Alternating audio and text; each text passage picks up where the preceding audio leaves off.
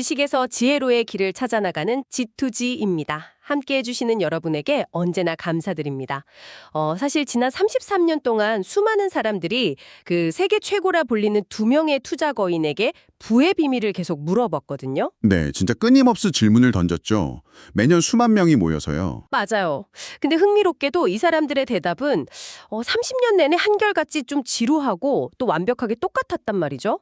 그래서 오늘은 그 지루한 대답 속에 숨겨진 투자의 절대 원칙을 완전히 한번 해부해 보려고 합니다. 그 33년치의 엄청난 질의응답 기록을 쫙 살펴보면요. 이게 단순히 돈이 오고 간 금융의 역사가 아니라는 걸 바로 깨닫게 됩니다. 아, 돈 이상의 무언가가 있다는 거네요. 그렇죠. 저는 이 기록이 인간의 탐욕 그리고 공포가 어떻게 작동하는지 아주 적나라하게 보여주는 뭐랄까 거대한 심리 실험장이라고 봅니다. 그러니까 1990년대 초반에 투자자들이 막 밤잠을 설치면서 두려워했던 문제나 오늘 당장 여러분이 스마트폰 주식창을 들여다보며 불안해하는 문제나 사실상 다를 게 전혀 없다는 의미군요. 네, 본질적으로는 완전히 똑같습니다. 와, 이거 벌써부터 흥미진진한데요. 이 엄청난 통찰을 본격적으로 파헤치기 전에 여러분 지금 바로 저희 G2G 채널 구독과 좋아요를 꼭 눌러주시면 이 귀중한 지혜를 매번 가장 먼저 만나보실 수 있습니다. 자, 이제 본격적으로 하나씩 풀어볼까요? 우리가 지난 30여 년을 돌아보면 굵직한 위기들이 참 많았잖아요. 엄청 많았죠. 당장 떠오르는 것만 해도 1987년 블랙 먼데이, 2000년 닷컴 버블, 그리고 2008년 금융위기까지. 저는 이런 거대한 시장의 붕괴를 볼 때마다 약간 패션계의 유행 같다는 생각을 종종 합니다. 패션계 유행이요? 어떤 의미인지 알 것 같네요. 예전에 유행하던 나팔바지가 스키니진으로 바뀌었다가 요즘 다시 와이드 팬츠로 돌아온 것처럼 위기도 그 원인과 이름표만 바뀔 뿐 주기적으로 계속 찾아오니까요. 아주 날카로운 지적입니다. 그 유행하는 옷의 디자인은 계속 달라져도 사람의 몸을 감싸고 체온을 유지한다는 옷의 본질은 영원히 변하지 않잖아요. 주식시장도 완벽하게 똑같습니다. 아, 시장에 새롭게 등장하는 혁신 기술의 이름 같은 것만 바뀐다는 거죠? 맞아요. 상장 기업들의 면면이나 기술의 이름은 10년마다 철저하게 물갈이 됩니다.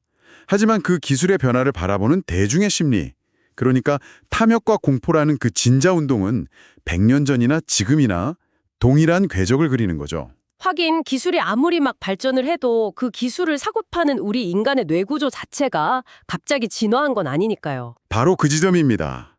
2000년대 초반에 인터넷이 세상을 바꿀 거라며 광기에 휩싸였던 사람들의 묻지마 투자 기억나시죠? 아우, 그때 진짜 엄청났죠. 다들 막 네. 그리고 2008년에 내일 당장 자본주의가 멸망할 것처럼 주식을 헐값에 막 던지던 사람들의 공포감. 이 두 가지가 근본적으로는 같은 뿌리에서 나옵니다. 그렇군요. 그래서 두 투자 거인이 33년 동안 쏟아진 시장 폭락에 대한 수많은 질문들, 예를 들면 지금 주식이 너무 고평가 거 아닌가요? 같은 걱정에도 늘 일관된 태도를 유지할 수 있었던 겁니다. 그들은 그 요동치는 파도의 표면을 본 게 아니라 그 아래 영원히 변하지 않는 심의 본질적 가치에 단단히 닻을 내리고 있었기 때문이죠. 아, 그 본질적 가치. 이 단어가 투자에서는 참 흔하게 쓰이면서도 오해가 되게 많은 개념인 것 같아요. 사실 가장 많이 오해받는 단어 중 하나죠. 제가 생각하는 전통적인 가치 투자는 흔히 말하는 담배꽁초 전략이거든요.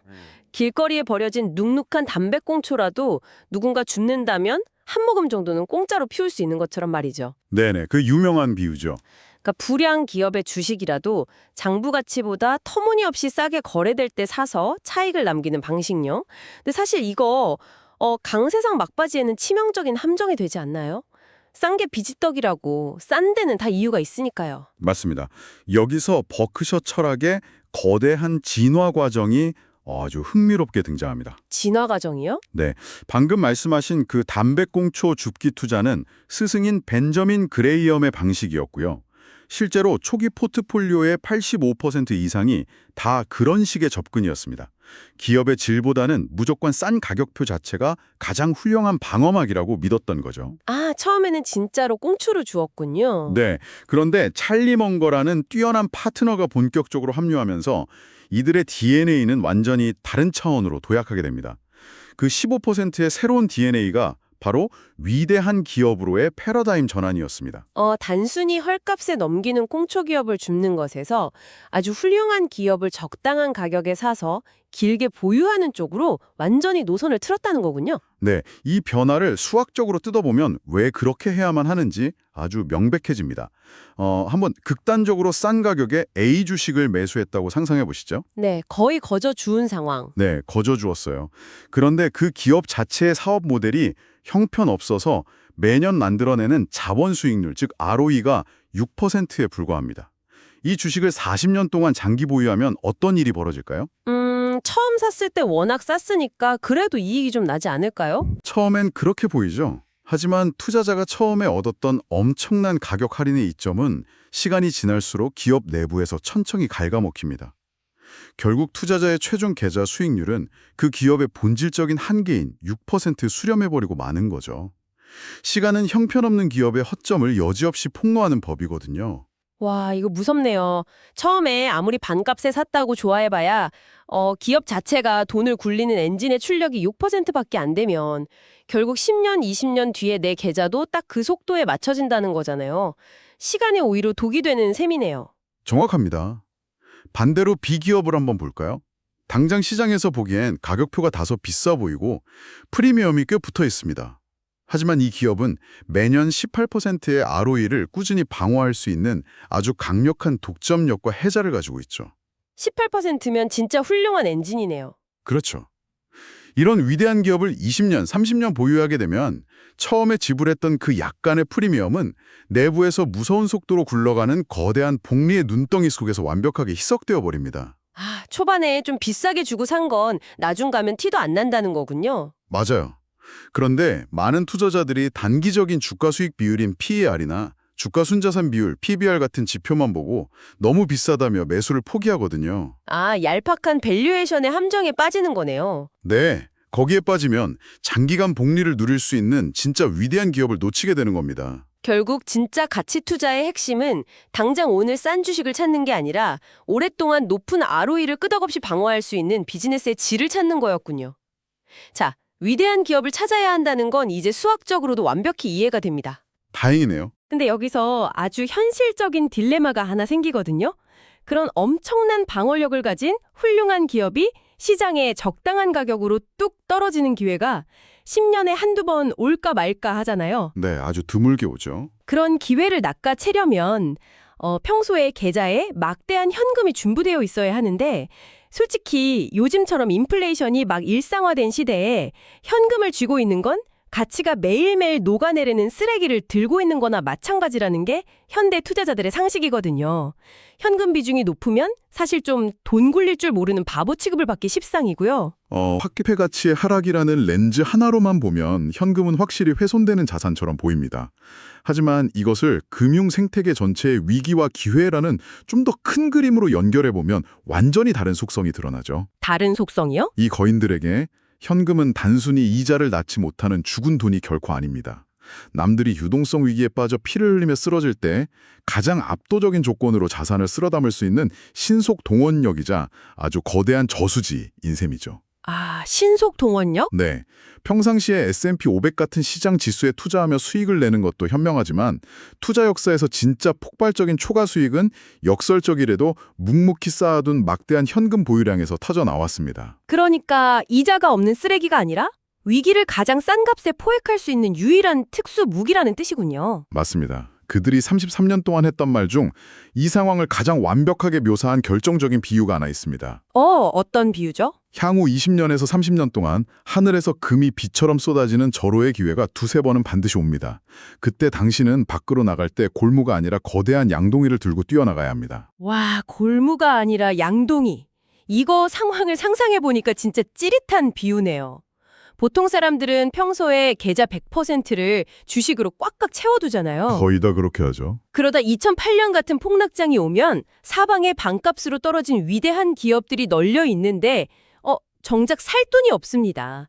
기껏해야 월급 아껴서 남긴 몇 푼?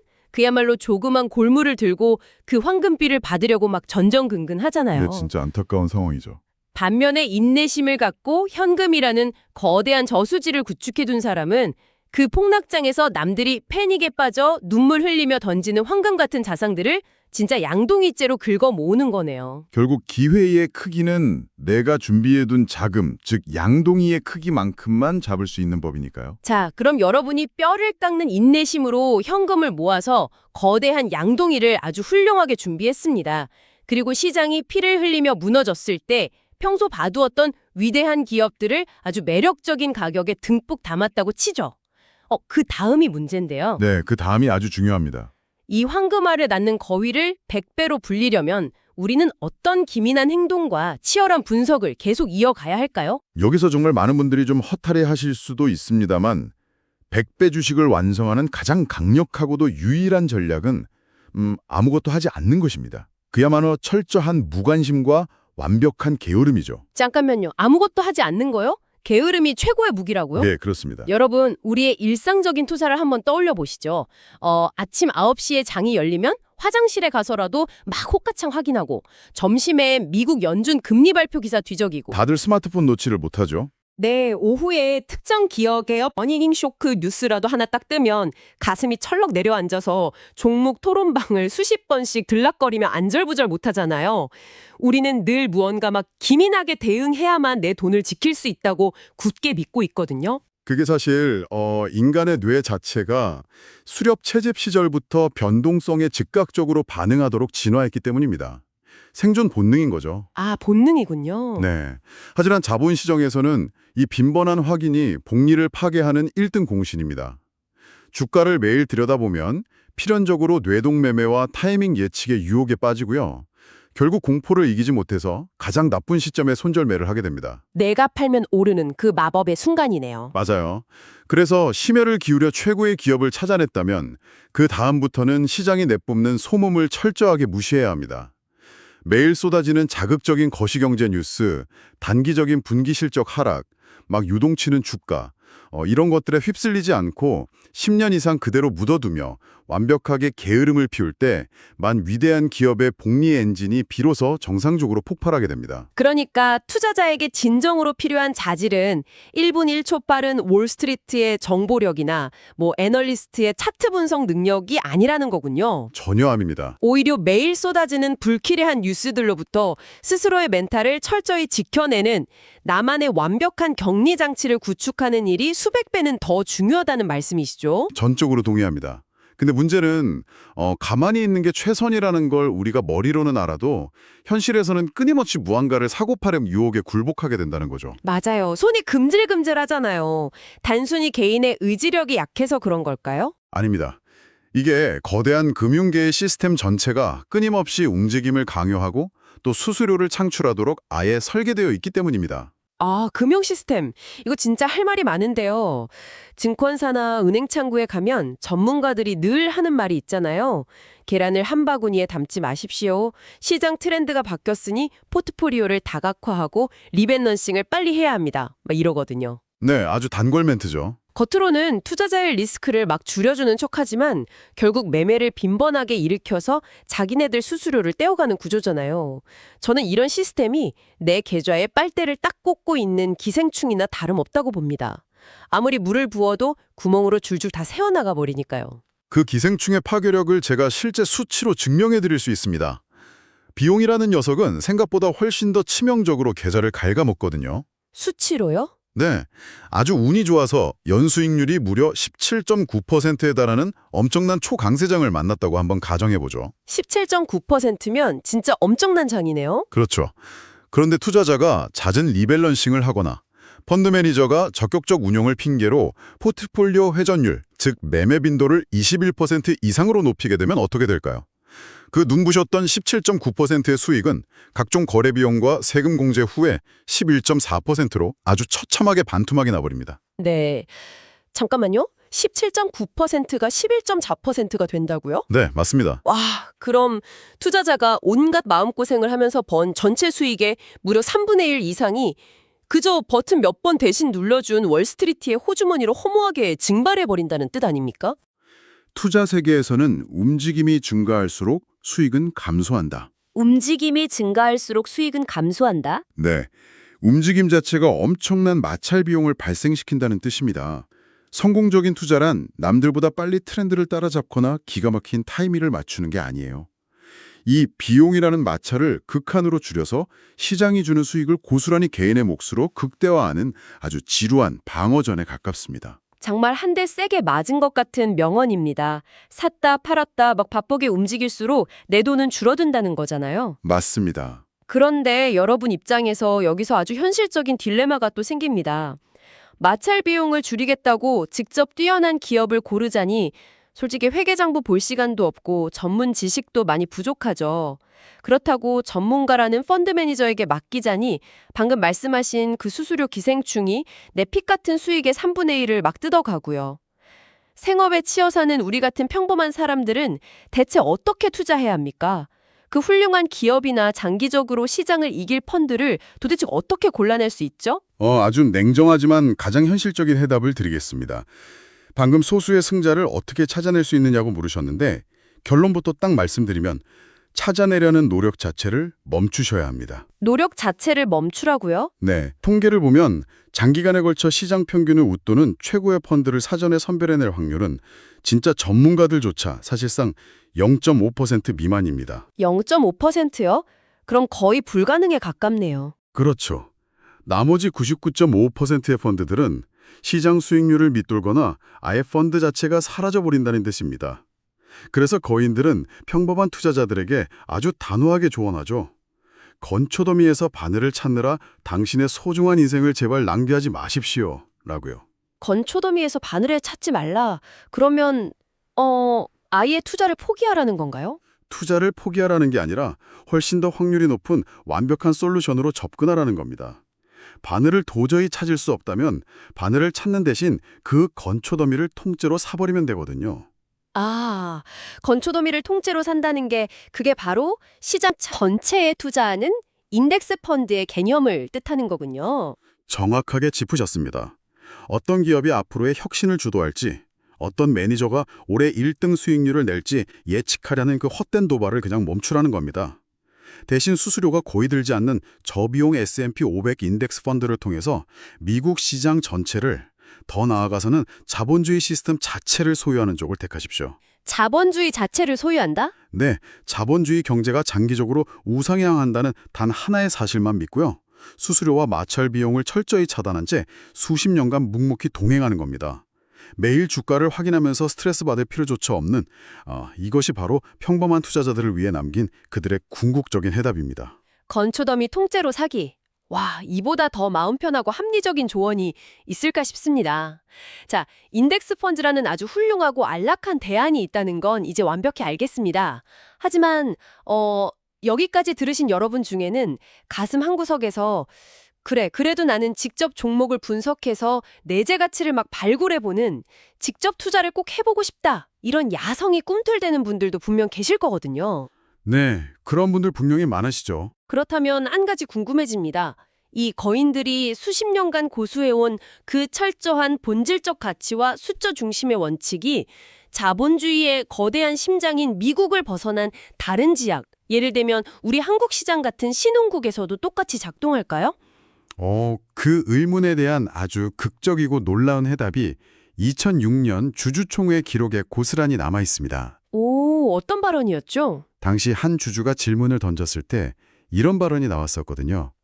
만약 3년 전에 내가 소규모 조합을 다시 시작했다면 나는 내 돈의 100%를 한국 시장에 투자했을 것입니다. 네, 내 돈의 100%를 한국에 몰빵하겠다고요? 깐깐하기로 소문난 전 세계 최고의 투자자가 대체 왜 그런 극단적인 발언을 한 거죠? 단순히 한국 경제의 폭발적인 성장 가능성을 엄청 긍정적으로 본 건가요? 그게 바로 우리가 흔히 하는 오해입니다. 거시경제의 장밋빛 미래나 특정 국가의 이름표로 보고 한 말이 전혀 아니기 때문이죠. 그럼 뭐 때문이었죠? 철저한 재무제표 분석에 입각해서 당시 시장 전체에 아주 광범위하게 깔려있는 가장 거대한 안전마진을 바로 한국 시장에서 발견했기 때문입니다. 안전마진이라는 게 구체적으로 장부상 숫자가 어느 정도였길래 그렇게까지 극찬을 한 건가요? 당시 그들이 밤을 새워가며 쫙 검토했던 한국의 수많은 기업들은 주가 순자산 비율, 즉 PBR이 0.5, 그리고 주가 수익 비율인 PER가 6.0 정도에 불과한 경우가 수두룩하게 널려 있었습니다. 잠깐만요. PBR이 0.5라는 건 어떤 기업이 은행 금고에 당장 현금을 100억 원 가지고 있는데 그 회사를 통째로 인수하는 가격이 고작 50억 원밖에 안 한다는 뜻이잖아요. 정확합니다. 1달러짜리 지폐를 길거리에서 50센트에 팔고 있는 격이네요. 게다가 PER가 6.0이면 딱 6년만 정상적으로 장사하면 회사의 시가총액을 고스란히 다 벌어들인다는 거고요. 네, 이것이 핵심입니다. 지정학적 리스크나 신흥국의 한계라는 시장의 섣부른 편견이 만들어낸 극단적이고 비이성적인 저평가 상태였던 거죠. 이 거인들에게 자신의 투자처가 태평양 건너 미국이냐, 아시아의 작은 반도 국가냐는 전혀 중요하지 않았습니다. 숫자만 본 거군요. 맞습니다. 오로지 장부에 찍힌 숫자, 그리고 그 이면의 철저한 본질적 가치에만 집중한다는 그들의 절대 원칙이 국경이나 시장의 이름표를 초월해서 전 세계 어디서나 완벽하게 통한다는 것을 몸소 증명해낸 엄청난 사례입니다. 결국 여기는 한국 시장이니까 가치 투자가 안 통한다. 신흥국이니까 우리는 룰이 다르다. 이런 이야기들은 숫자의 본질을 깊이 보지 못한 사람들의 변명에 불과했다는 거군요. 오직 숫자와 가치, 그 진실 하나만 꿰뚫어 볼 뿐이네요. 여러분, 오늘 우리는 무려 33년이라는 긴 세월 동안 두 거인이 대중에게 끊임없이 강조해온 통찰의 정수를 진짜 쉼없이 훑어보았습니다. 네, 정말 방대한 내용을 다뤘네요. 정리해보면 이렇습니다. 시장의 이름표는 매번 바뀌지만 대중의 탐욕과 공포는 영원히 똑같이 반복된다. 우리는 단순히 싼 주식이 아니라 장기간 엄청난 복리를 만들어내는 위대한 기업의 지속적인 ROE에 집중해야 한다. 훌륭한 기업을 찾았다면 잦은 매매라는 수수료 기생충을 즉시 차단하고 시장의 소음으로부터 나를 완벽하게 격리시키는 게으름을 실천할 것. 그리고 무엇보다 언젠가 하늘에서 쏟아질 금비를 온전히 담아내기 위해 넉넉한 현금 양동이를 평소에 인내심 있게 준비해 두어야 한다는 것이었죠. 완벽한 요약이네요. 만약 이 모든 과정이 너무 억압해 느껴지신다면 그냥 S&P 500이라는 거대한 건초 더미를 통째로 사는 것이 가장 편안하고 지혜로운 선택이라는 점도 꼭 기억하셔야 하겠습니다. 이 긴 역사를 관통하는 33년의 궤적을 쭉 짚어보면서요. 저는 이 원칙들이 단순히 주식 계좌의 수익률에만 적용되는 게 아니라는 생각이 듭니다.